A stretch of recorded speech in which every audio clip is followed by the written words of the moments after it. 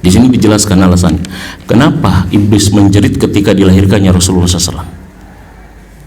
Ya, kenapa iblis menjerit kesakitan ketika dilahirkannya Rasulullah SAW? Hina wuli dan Rasulullah SAW ketika dilahirkannya Rasulullah SAW. Kenapa dia menjerit itu, Pak? Jadi iblis itu kan begini, Pak. Dia itu dulu itu, Pak, bisa menembus ke langit sehingga bisa mendengar tentang pembicaraan antara Allah dengan siapa? Dengan malaikat. Dia suka nguping, Pak, suka nyuri pembicaraan Allah dengan malaikat. Nguping. Ketika suatu saat dia mau nguping tentang apa yang dibicarakan Allah dengan malaikat, apa yang disampaikan Allah kepada malaikat, tiba-tiba langit tertutup. Pas begitu langit tertutup, iblis memerintahkan kepada anak buahnya, ya, bala tentaranya, ada jin ibrit, jin tomang, kayaknya jin danjun misalnya gitu ya. Coba cari apa yang menyebabkan hal ini tertutup sehingga kita tidak bisa menembus ke sana lagi. Semua bala tentara iblis dikerahkan semuanya. Ketika dikerahkan semuanya, di sweeping gitu loh. Bumi ini di sweeping gitu sama bala tentara iblis. Kira-kira ada apa ini yang terjadi?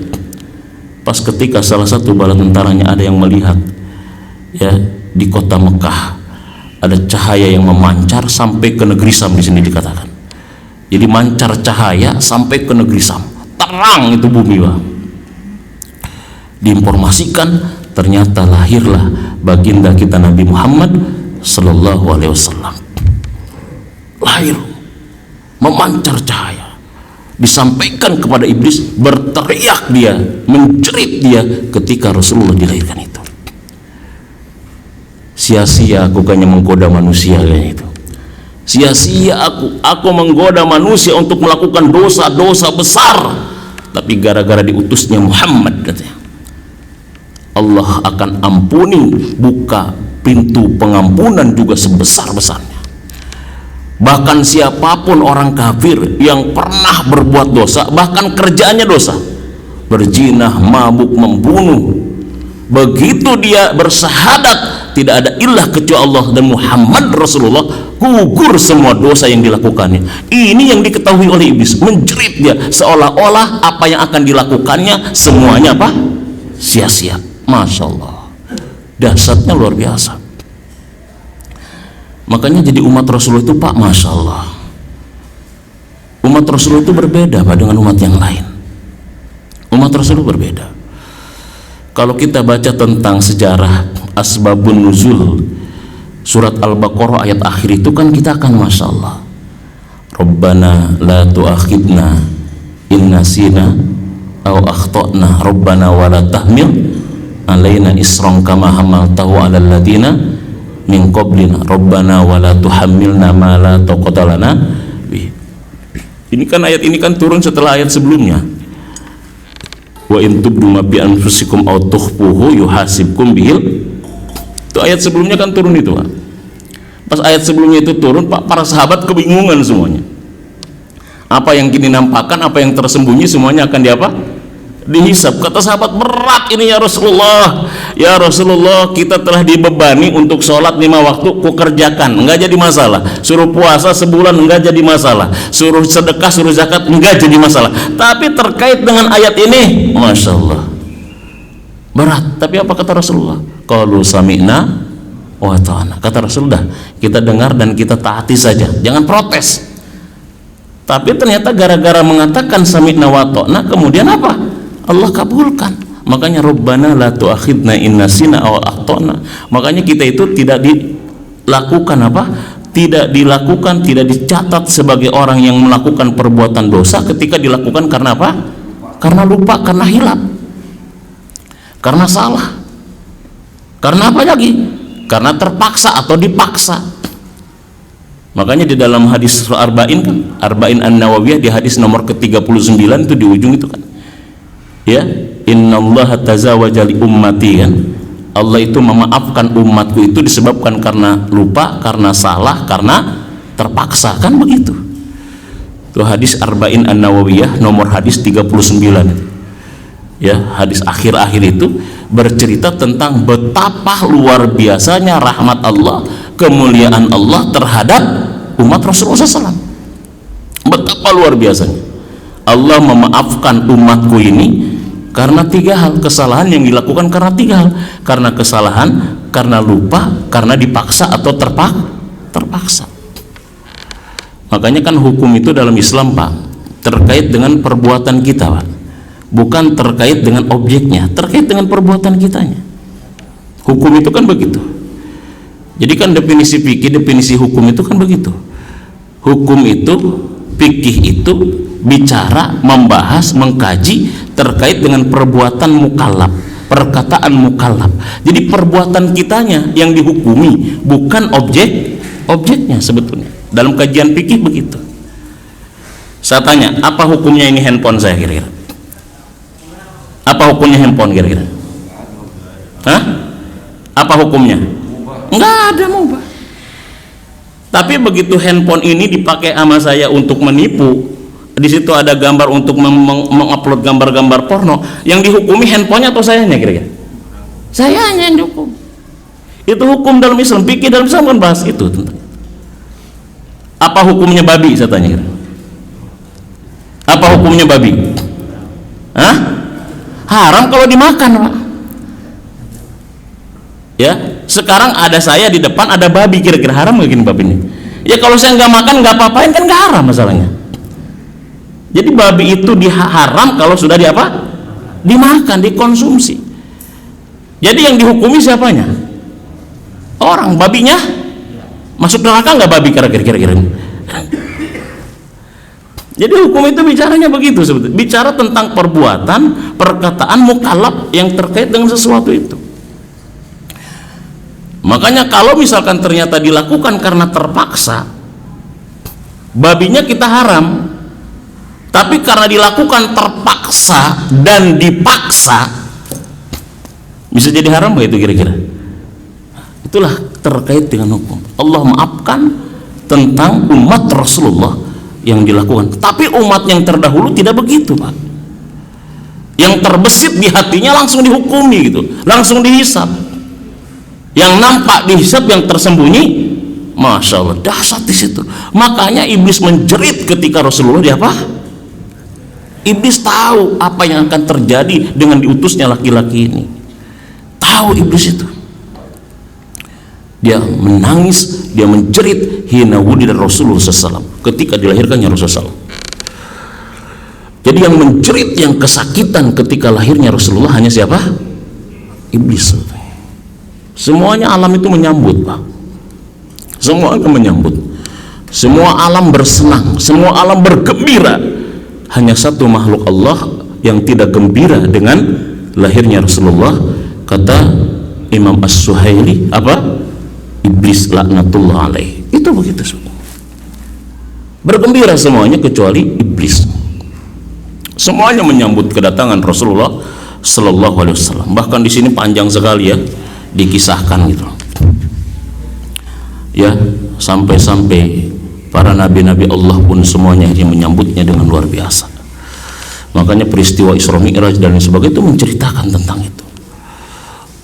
Ya, begitu Rasulullah SAW lahir.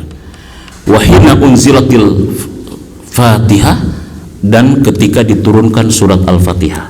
Jadi ada 4 hal yang menyebabkan iblis itu menjerit kesakitan ketika dilaknat Allah, diusir dari sorga, dilahirkannya Nabi Muhammad, dan diturunkannya surat Al-Fatihah.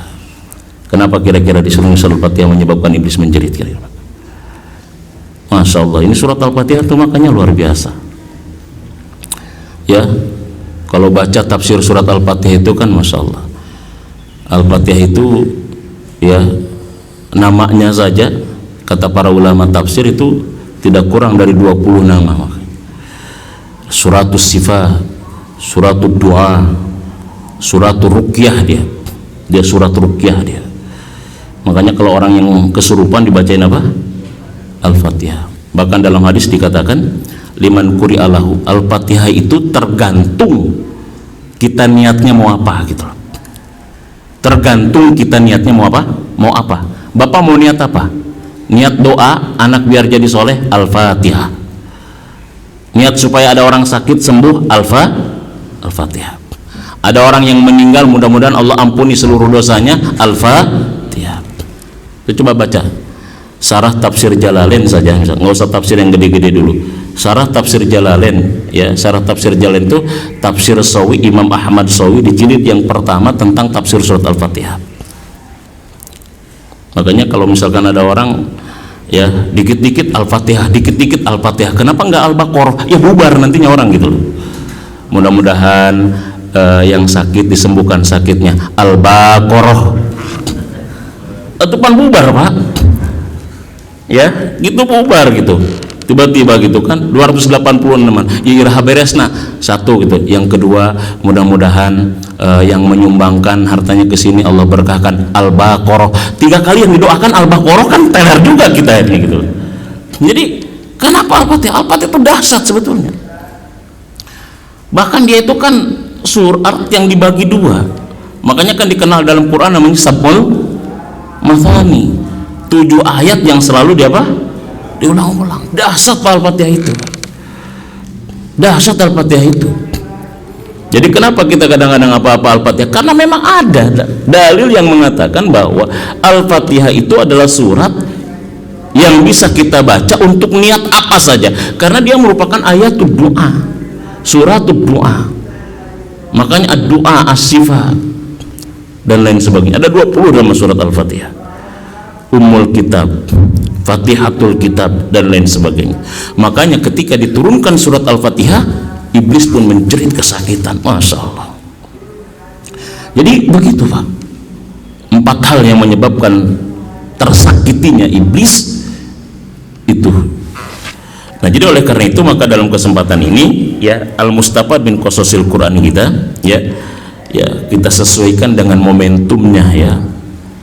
Walaupun kita sudah masuk kepada kisah Yusuf, ya, kisah Nabi Yusuf alaihi salam. Nah, jadi di sini, Pak, ya, Rasulullah itu begitu luar biasa. Nah, di sini kita sedikit mengenal beliau, ya, Rasulullah Shallallahu alaihi wasallam. Nah, pertama ada 3 hal saja, ya, yang saya ingin katakan tentang kenapa kita perlu mengenal beliau, ya. Kenapa perlu kita mengkaji sirah beliau dan mengulang-ulang? Karena kita itu kan biasanya suka lupa, ya, nggak pernah hatam lah istilahnya, ya, ataupun sudah hatam tapi lupa lagi. Pertama, kita punya kewajiban, Pak, untuk menjadikan Rasul sebagai uswah, sebagai teladan. Ya, surat yang ketiga 321 kan begitu. Laqad kana lakum fi Rasulillahi uswatun hasanah. Ini pertama. Jadi kenapa kita harus mengulang-ulang, mengkaji, mengingat tentang sejarah hidup Rasul? Pertama, karena kita punya kewajiban untuk apa? Meneladani beliau.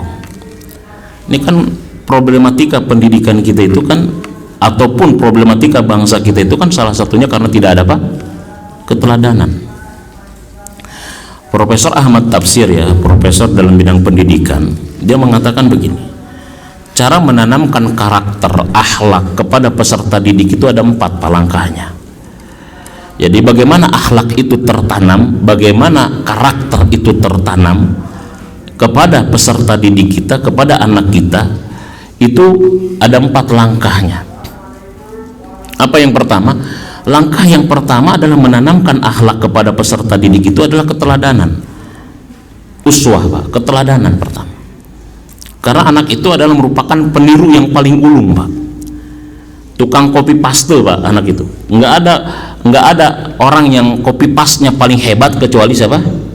Anak-anak. Jadi anak-anak itu peniru yang sangat ulung. Ya. Nggak ada peniru yang ulung, pencontoh yang ulung selain daripada siapa? Anak-anak. Makanya anak-anak itu apa yang dilihat sama gurunya, apa yang dilihat sama orang tuanya, itu yang dia praktekkan nantinya. Bahkan kadang-kadang anak-anak kita ajarin di rumah baik, pas begitu di lingkungannya dia ternyata teman-temannya tidak baik, dia akan ngomong, loh kok teman-teman aku begitu sih, gitu loh. Dia akan konfirmasi. Kita itu kan hilang keteladanan, Pak, sekarang. Konsep keteladanan itu kan kita hilang. Ya, yang memberi contoh banyak, yang menjadi contoh itu susah, ya, itu. wayahna gitu. Kalau misalkan selama masa pandemi kita harus agak hemat-hemat, kata pejabatnya hura-hura, pengeluarannya di ini, pejabatnya ternyata akhirnya pendapatannya meningkat gitu loh. Akhirnya kan semuanya bilang, ajarkan kami gimana meningkatkan pendapatan di masa pandemi gitu kan. Kan semuanya kan meningkat gitu loh. Keteladanannya seperti apa? Ini keteladanan kan konsep. Karena itu lebih membekas. Makanya bagaimana kita bisa meneladani Rasulullah sementara kita tidak mengenal lebih dekat terhadap Rasulullah SAW. Kan Rasulullah itu uswatun, Pak. Uswatun hasanah. Apa uswatun hasanah itu kan? Kudwah yang baik. Makanya kan uswatun itu kan isim nakiroh. Kudwah dalam bentuk apa? Contoh dalam bentuk apa? Teladan dalam bentuk apa? Dalam bentuk apapun Rasul itu bisa jadi contoh. Yang penting contohnya hasanah. Baik, untuk semua hal yang baik Rasulullah itu bisa dijadikan apa? Contoh untuk semua yang baik. Makanya apapun yang terjadi pada Rasulullah itu Pak baik semuanya. Ini saya baca lagi ya. Saya baca lagi nih tentang apapun yang terjadi pada Rasulullah SAW semuanya adalah baik ya. Qala, di sini kita sebut dulu ya bahwa Rasulullah SAW itu dikenal dengan nama Ahmad di dalam kitab Injil, dikenal juga dengan nama Ahmad di dalam kitab Taurat itu. Akan tetapi Rasulullah SAW dikenal dengan nama Muhammad di dalam Al-Quran. Begitu Abu Thalib memberikan nama dia adalah Muhammad, orang-orang di sekitarnya, para tokoh itu bertanya, qalu ya Abdul Muttalib, wahai Abdul Muttalib, ara'ata ibnaka hadzal ladzi akramtana ala wajhihi ma samaitu, siapa namanya? Qala samaitu Muhammad. Kata Abdul Muttalib, aku berikan nama dia apa? Muhammad. Qalu falam raqibta bi min asma'i ahli baitihi, kenapa engkau tidak memberikan nama kepadanya adalah nama yang masuk ke dalam keluarganya, sukunya gitu, bangsa Quraisy ya. Jadi Nabi Muhammad itu Pak, Muhammad itu adalah bahasa Arab. Makanya kan ada 4 nabi kata Rasulullah yang berbahasa Arab atau yang berketurunan Arab ya. Nabi Soleh, Nabi Hud, Nabi Shu'aib dan Nabi Muhammad. Selebihnya nabi yang wajib kita ketahui dari yang 25 itu adalah nabi yang berbangsa azam, bangsa di luar Arab. Jadi nabi yang berbangsa Arab itu begitu. Ada yang mengatakan Ismail itu adalah alab aribah gitu. Ada yang mengatakan Nabi Ismail. Jadi nabi, tidak semua nabi itu bahasanya bahasa Arab. Yusuf itu bukan bahasa Arab dan bukan bangsa Arab. Jadi nabi yang berbangsa Arab dan berbahasa Arab itu hanya 4 itu aja. Nabi Soleh, Nabi Hud, Nabi Shu'aib dan Nabi Muhammad sallallahu alaihi wasallam. Ada yang mengatakan Nabi Ismail. Jadi artinya Nabi Muhammad itu artinya bahasa apa Pak? Bahasa Arab. Tapi ketika Abdul Muttalib memberikan cucunya ini Nabi Muhammad, semuanya bingung. Kok namanya Muhammad? Jadi bayangkan bahasa Arab tapi tidak dikenal di kalangan orang Arab. Kalau misalkan ada orang Sunda, seorang ibu melahirkan nama, dikasih nama Asep, kira-kira sebelum Asep itu kira-kira udah ada nama Asep belum Pak sebelumnya biasanya? Hah? Ada orang Sunda, orang Jawa Barat, seorang ibu melahirkan, dikasih namanya Ujang. Sebelum nama Ujang itu udah ada nama Ujang sebelumnya nggak kira-kira Pak? Bahkan sekarang ada Asep sedunia Pak. Ya, ada Asep sedunia. Jadi kalau misalkan kita tinggal di mana, kemudian dikasih nama, pasti nama sebelumnya udah ada gitu loh. Orang lahir di Sunda dikasih nama Asep, pasti sudah ada nama-nama Asep sebelumnya. Dikasih nama Ujang, pasti ada nama-nama. Ini di Arab, bahasa Arab, dikasih nama Arab Muhammad, tapi sebelumnya belum ada Muhammad. Bayangkan namanya aja sebelum. Makanya dia di dalam kitab Taurat dinamai Ahmad, dikenal. Di dalam kitab Injil dinamai Ahmad, dikenal. Hanya dalam Quran dia dikenal bernama Muhammad. Dibahas di sini Pak. Ya, dibahas di sini. Qala, berkata Abdul Muttalib. Apa kata Abdul Muttalib? Aradtu ayyahmidahullahu fis sama wa khalqahu fil ardi. Wa qala ahlul lughah, berkata ahli bahasa, kullu jami'in li sifatil khair yusamma Muhammad. Setiap hal yang baik, setiap sifat yang baik, ya, itu dinamai Muhammad. Jadi Muhammad itu adalah kumpulan dari seluruh bentuk-bentuk kebaikan, namanya apa? Muhammad. Jadi begitu, Pak. Ini Imam Suhaili mengatakan begini, Pak, bahasa Arab ini kan ada yang disebut dengan sulasi majid, sulasi mujarrad namanya. Sulasi itu artinya 3. Artinya bahasa Arab itu ada bahasa yang asal katanya apa? 3 huruf. 3 huruf. Fa'ala itu 3 itu. Namanya sulasi mujarrad. Doroba. Ada juga namanya sulasi majid. Sulasi 3, majid tambahan. Tambahan itu ada 1 huruf, ada 2 huruf, ada 3 huruf. Termasuk huruf misalkan tasdid. Kalau misalkan hamida, yahmadu hamdan, isim fa'ilnya hamidun, isim maf'ulnya mahmudun, mahmud. Jadi kalau hamida 3 huruf, maka isim maf'ulnya mahmud. Hamida itu artinya apa? Telah memuji. Hamdan itu kan pujian. Hamdan ATT, pujian ATT kayak misalnya, ya. Jadi kalau orang yang memujinya namanya apa? Hamid. Subjeknya siapa? Hamid. Hamid itu artinya orang yang.